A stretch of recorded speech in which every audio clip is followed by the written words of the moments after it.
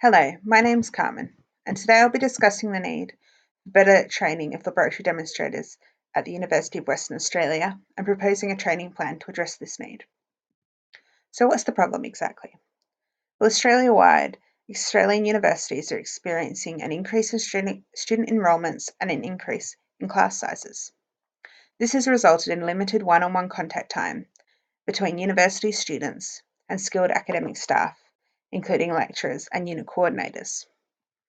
This problem has been further exacerbated by the casualisation of academic staff, so that there are fewer paid hours available for students to meet with their educators. At the University of Western Australia, the solution to this problem has been identified by employing graduate students to cover this education gap.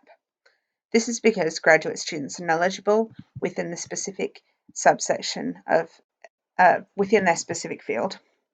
They're skilled in the laboratory techniques necessary to succeed in that field, and they have flexible timetables which allow them to teach in the randomly allocated lab and lecture times with which their students are enrolled. Today I'll be looking specifically at the context of laboratory demonstrators at UWA. These laboratory demonstrators are those that teach within the School of Biomedical Sciences, within physical containment level 2 labs.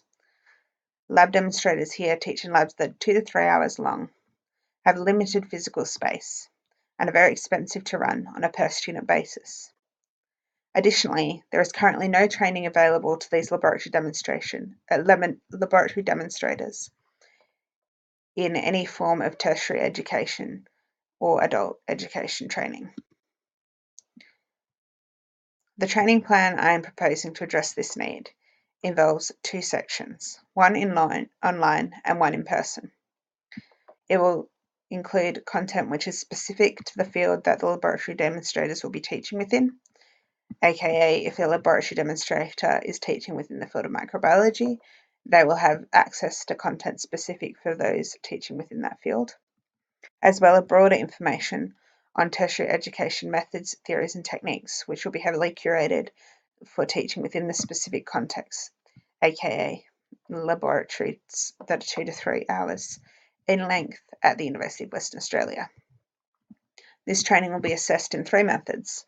Firstly, through the use of online quizzes during the online portion, followed by a practical exam during the in-person session where they will get to demonstrate competency in the laboratory techniques that are identified as imperative by unit coordinators they'll be working with when implementing this program. And finally, through participation in a range of role-play scenarios where laboratory demonstrators will get to practice their skills at teaching and working with diverse students, and will get to experience giving effective feedback, dealing with students who are putting themselves or others at risk of immediate harm, for example, the incorrect use of chemicals or other laboratory equipment, and also how to adapt their teaching style for different student needs, including explaining concepts to first-year undergraduate students, as well as explaining those same concepts to postgraduate students. The outcomes I hope to achieve through the implementation of this training program will be more effective lab demonstrators in terms of student engagement and student outcomes, improved student outcomes, including improved grades, improved long-term retention, and improved employability after graduation, and improved laboratory demonstrator employability through the expansion of their teaching portfolio. The first part of this training program will involve an online module.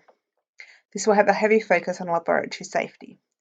Now, it is important to note here that most laboratory demonstrators have already had extensive laboratory safety training during their undergraduate and postgraduate degrees.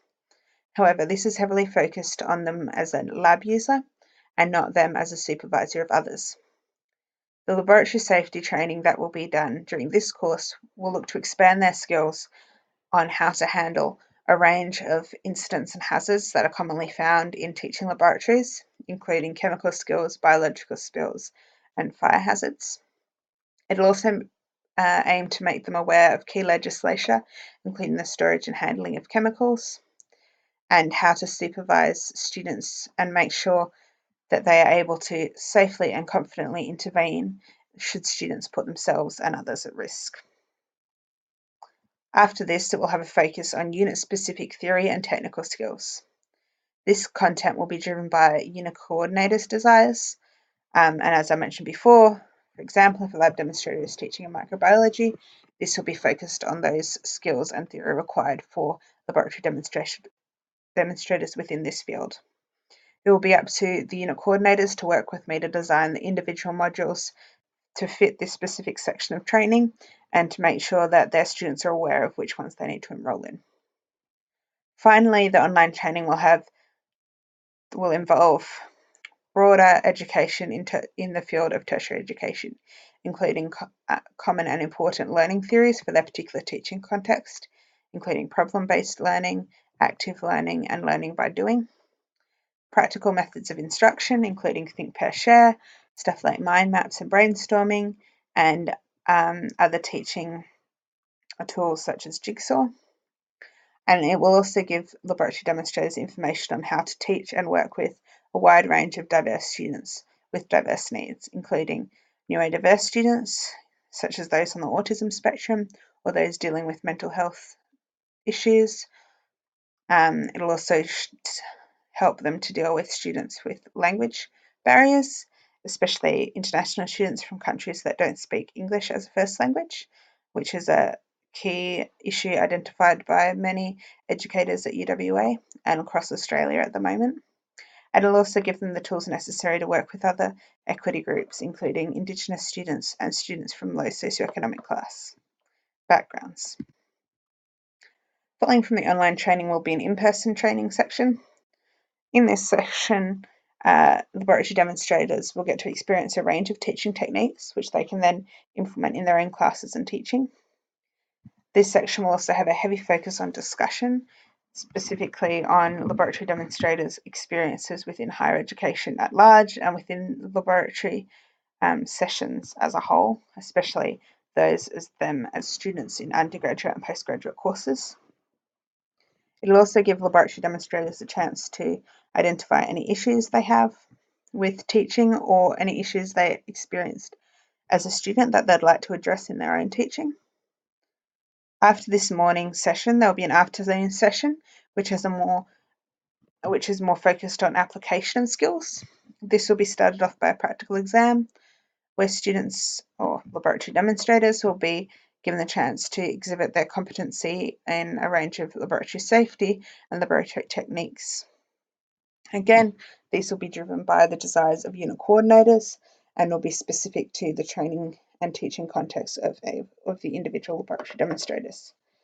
This will be marked as competent or not yet competent, and students will have the ability to repeat these as many times as necessary to become competent.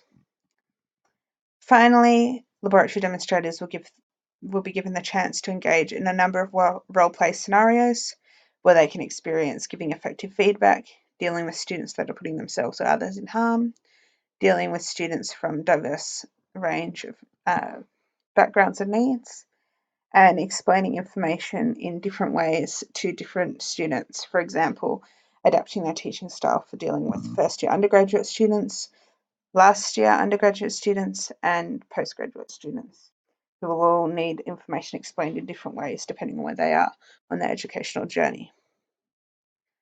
Finally, there will be a section, the end of the session will involve a lot of reflection on what had happened throughout the day and an opportunity to debrief on their learnings throughout their training and have a chance to discuss any issues, concerns, or queries with their peers.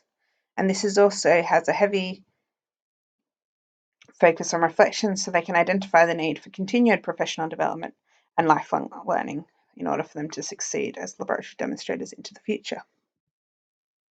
The outcomes that I hope will be achieved by implementing this training plan will be increased efficiency of laboratory demonstrator teaching, increased student outcomes in terms of grades, long-term retention, and employability after graduation, increased laboratory demonstrator empathy and an increased implementation of emotional safety within the classroom, increased increase laboratory demonstrator employability through the receival of a certificate of completion, which they can then add to their teaching portfolio. And finally, through implementing this training need, I hope to improve UWA's standing on the global stage as leaders of tertiary education in Australia. Thank you.